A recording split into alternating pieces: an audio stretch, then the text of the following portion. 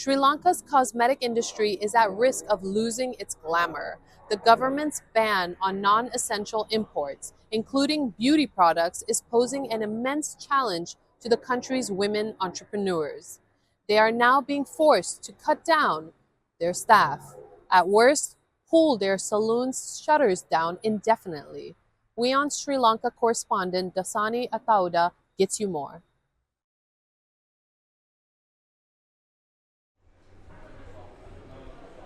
The beauty sector is vast in Sri Lanka. From salons to treatments, services have always been available for all people, irrespective of their budgets.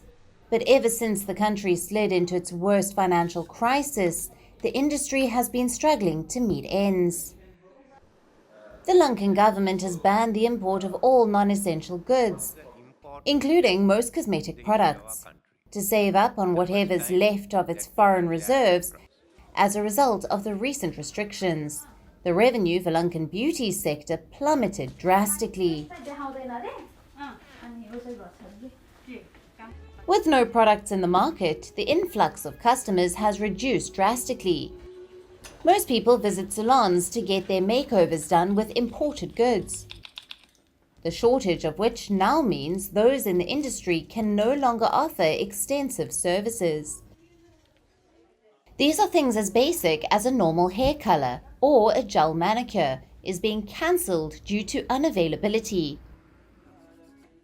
With no customers, some salons have even been forced to reduce staff to minimize losses.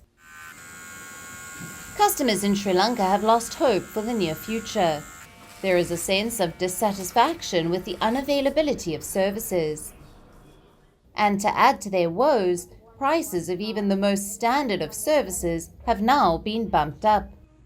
The overwhelming feeling is that the overpriced manicure might not be worth spending your hard-earned money on.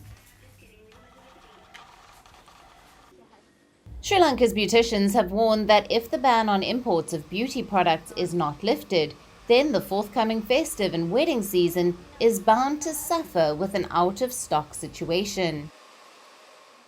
The Chamber of Cosmetics says that many individuals are now hand-carrying commercial quantities of cosmetics, depriving the country of much-needed revenue.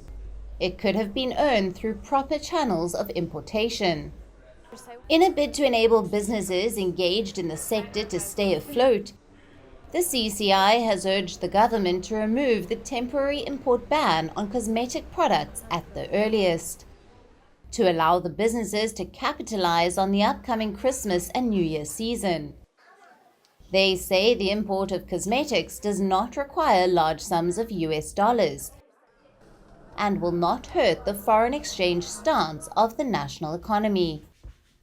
We've been walking to many beauty parlors and salons across Colombo where a majority of them are still voicing the same sentiment, and that is that they feel Sri Lanka's ban on non-essential items, which include a majority of beauty products, is quite unfair as it has now directly impacted their careers and livelihoods. A majority of these workers at these salons are now of the view that it is high time to shift their careers from the beauty industry to another more viable career as well.